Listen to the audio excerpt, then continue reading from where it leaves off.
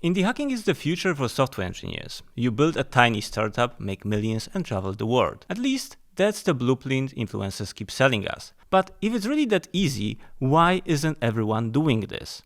I've been in tech for over 20 years, and I met only one developer who made more money from indie hacking than I did from my salary. In this video, I'm going to show you how indie hacking turned into the get-rich-quick scheme and prove that 99% of indie hackers end up broke. To start, let's expose the real reason why indie hacking keeps software engineers poor. Social media is flooded with influencers claiming they have cracked life. And of course, they will tell you that everything you have been doing is just wrong. You don't sleep well, you don't eat healthy, you don't exercise as you should, and most importantly, you don't know how to make money. Exactly, the way you make money is inefficient. You spend 8 hours per day and you don't even make $1 million every year. But don't worry, they can help you. They have this brand new scheme called indie hacking. But this time, they've got a different playbook. They stopped selling online courses and started selling dreams, and apps, and sometimes online courses. This video wouldn't be complete if I wouldn't introduce you to a founding father of indie hacking, Peter Levels. Peter is an incarnation of Tim Ferriss's book, 4-Hour Workweek. If you have never heard of it, it is a book about building an online business, ideally an e-com, that takes just a few hours per week to run because you have outsourced all the heavy lifting to underpaid workers in Philippines. But Peter was the one of the first software engineers who actually pulled it off in the software business. He became so good at it that everything he touches turns into gold. Recently, he wanted to play around with Cursor AI, so he vibe coded a game. In just 3 hours, he built a simple flight simulator and then monetized it. So this game made over $87,000 in 17 days. Those kind of numbers spark every developer's imagination. Because all of us have skills to create even better apps than Peter Levels, but he has got one thing we don't have. It's 700,000 followers on Twitter. And his followers will buy almost anything he makes because they believe if they crack his playbook, they will make millions themselves. So instead of focusing on Peter, let's find someone more based. Marc Louvion is the latest influencer to pop up in the indie space. He is a young guy from Paris who always dreamed of living the digital nomad lifestyle. So he borrowed money from his parents and rented a villa in Bali. Every day he surfed and he tried to make money from his tiny startups. For the first 5 years, Mark's indie hacking journey was a disaster. Most of his projects never made more than $1,000 until one day he found a gold mine.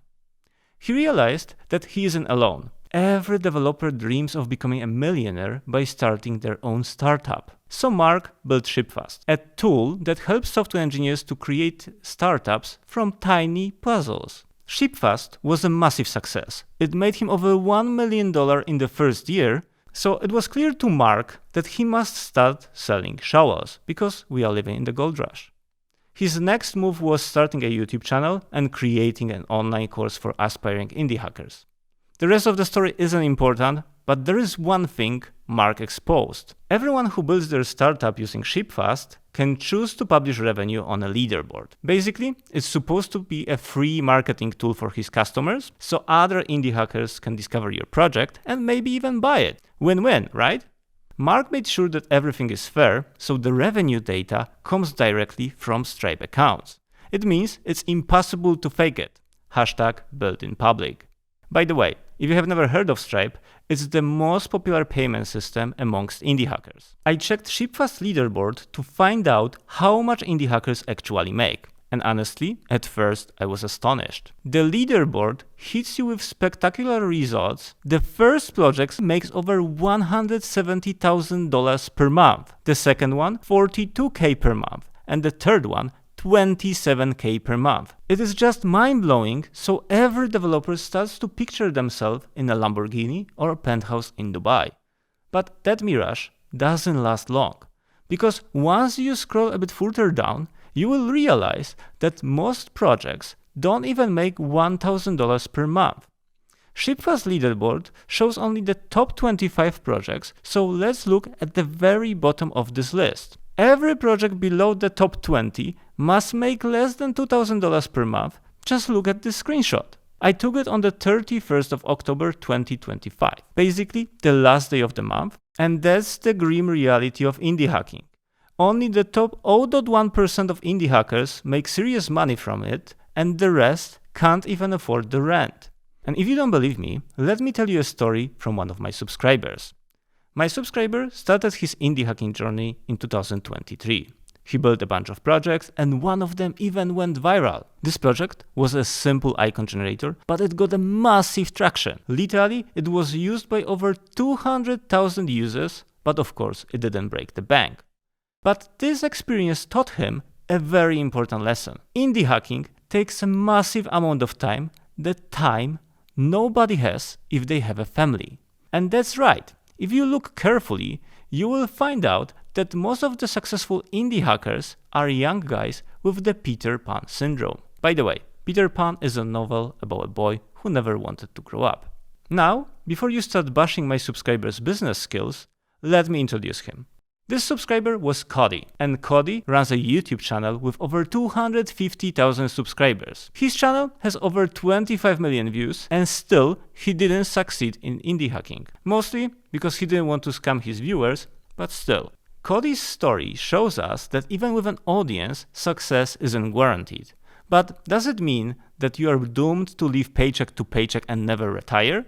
Most software engineers overestimate how much they can make from indie hacking, but massively underestimate how much they can make from their salary.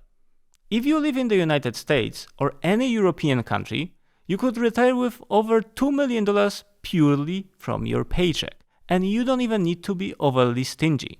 Let me prove it to you, but I will do it differently than other YouTubers. Influencers love to benchmark developers' salaries against FANG companies because big numbers pump views.